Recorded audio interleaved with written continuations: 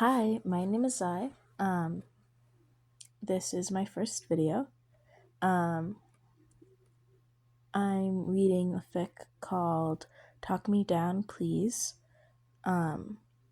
It does have some references to suicide and self-harm, so if that affects you, please don't continue watching.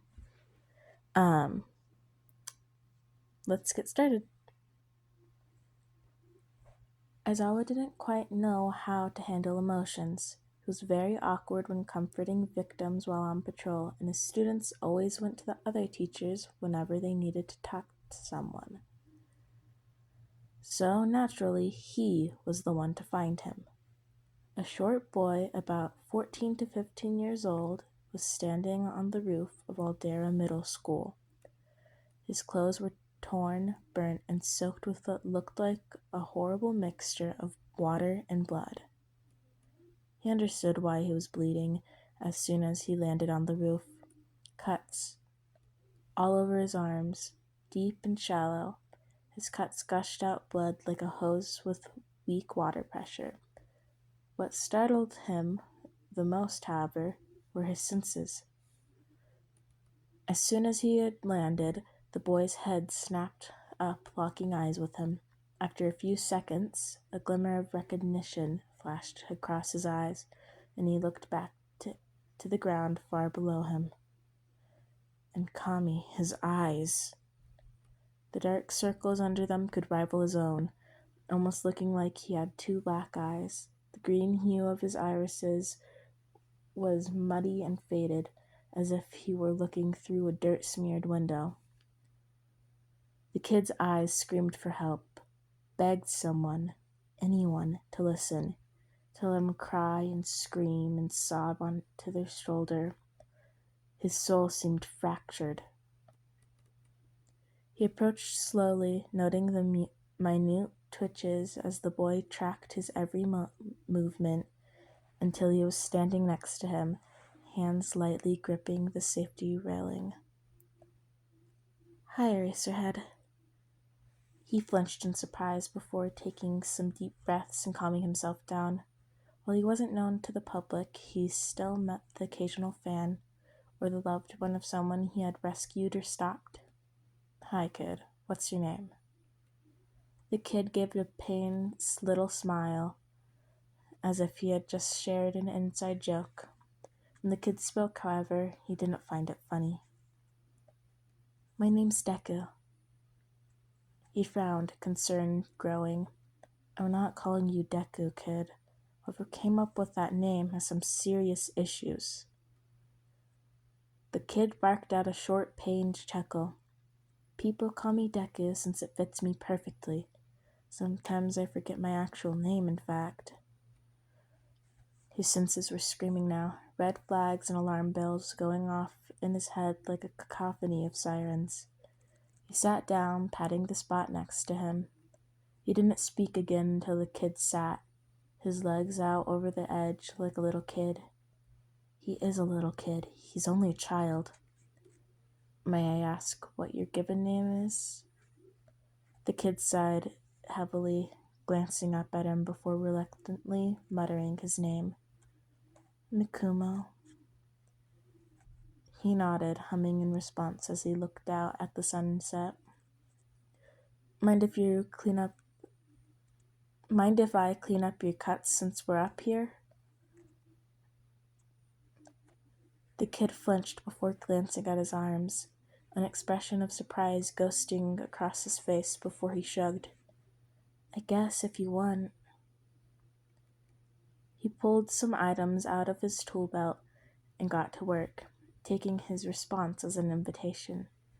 As he worked, he asked the kid another hard question, one that he dreaded the answer to. "What are you doing up here on the roof, kid?"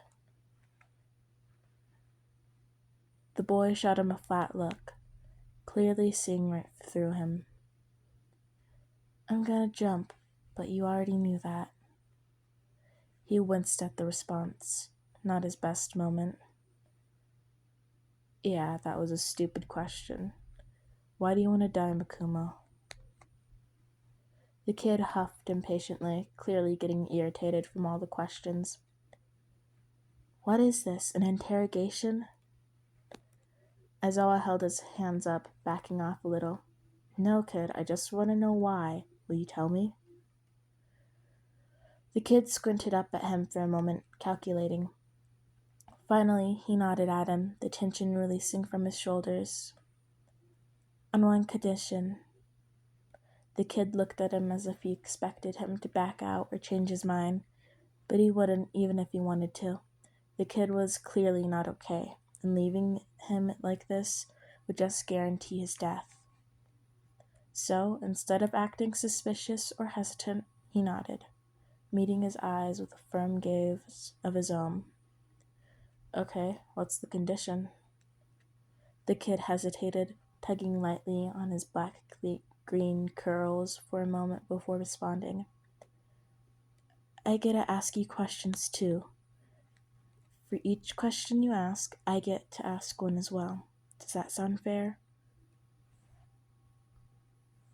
He nodded, pondering for a moment before asking him another question.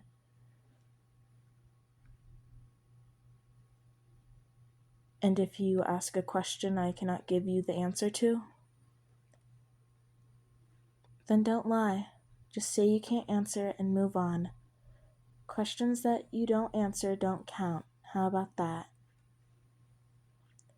He hummed, turning his body to face the kid, his legs easily crossed. I agree to these terms. They are fair and allow us to learn about each other without making either party uncomfortable or feel exposed. The kid nodded, a little light returning to his eyes as he turned his body to face the older man, crossing his legs as well. Okay, may I go first? He nodded. The kid's face lit up, pulling out a notebook and muttering to himself as he flipped through the pages. Okay, first question. Is the telekinetic control of your capture weapon and the floating of your hair the result of a secondary quirk? He paused in surprise. He had never thought about why his hair floated, nor why weaving some of his own hair into the capture weapon allowed it to float. He frowned a little, confused.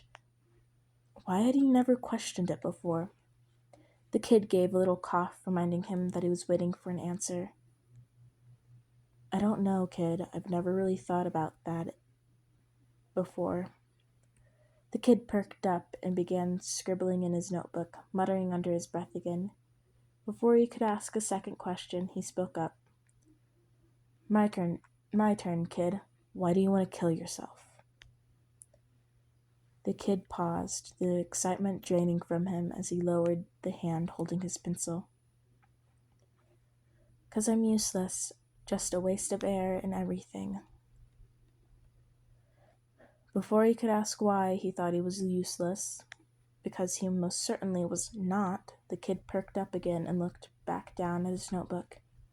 Is there any specific reason you use your capture weapon to help you travel instead of traditional parkour, or is it more convenient? This one he knew the answer to. Both, actually. It is much more convenient than traditional parkour, but one of my classmates in high school also tried to learn how to use the capture weapon. He never managed to figure it out, but he joked about me being some twisted eldritch Spider-Man knockoff while using it to travel. So I began traveling like that all the time just to fuck with him.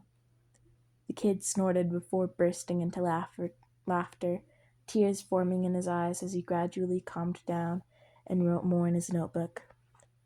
Man, he was curious about that notebook, but it would have to wait for a little longer. Now, kid, I want you to answer this one honestly. Why do you think you are useless? The kid deflated like a balloon, his good mood long gone. Because I am useless. At the hero's unimpressed stare, he sighed and looked back down. I think I'm useless because I'm quirkless, all right? Shoto wouldn't say he was surprised by the answer. It made a lot more sense now why he would cut himself and jump off a building. Quirkless discrimination is seen as borderline torture to those who even gave a fuck. So, you don't have a quirk, big deal. It's not your fault and there's nothing you could have done about it anyway. The kid actually physically jumped about a foot in the air at his response. With eyes wide and a hopeful expression, he asked his next question. You don't care that I'm quirkless? He shook his head. You don't have a superpower, so what? My quirk literally makes other people temporarily quirkless, and quirks aren't the best. And quirks aren't all of the be-all, end-all. They're simply tools you can train to assist you, nothing more, nothing less. Now he really wasn't prepared for what happened next. Before he could even twitch, the kid had latched onto him, burying his head into his scarf, hanging on to him like a koala bear. Thank you, Eraserhead. Thank you so much. You've just saved me in ways you'll never even know. In the blink of an eye, the kid was gone, the only trace of him being the bloodstains that were quickly diluted in the rain, vanishing into thin air. He never saw the kid again, even after searching for weeks. His husband knew the kid's story had affected him and helped him in the search. In the end, there was nothing, and he always wondered what had happened to the kid. If he regularly checked the news for obituaries, no one else had to know. He just prayed that he would see the he just prayed that he would see the kid again someday and know that he was okay. As long as he was okay, he would be able to live with himself, mistakes and all. Alright, that was it. Sorry for all the slip-ups. But yeah, I hope you enjoyed. I really liked the fic. It was pretty short and had a pretty good ending, I think. But I don't know. Let me know your ideas in the comments. Bye.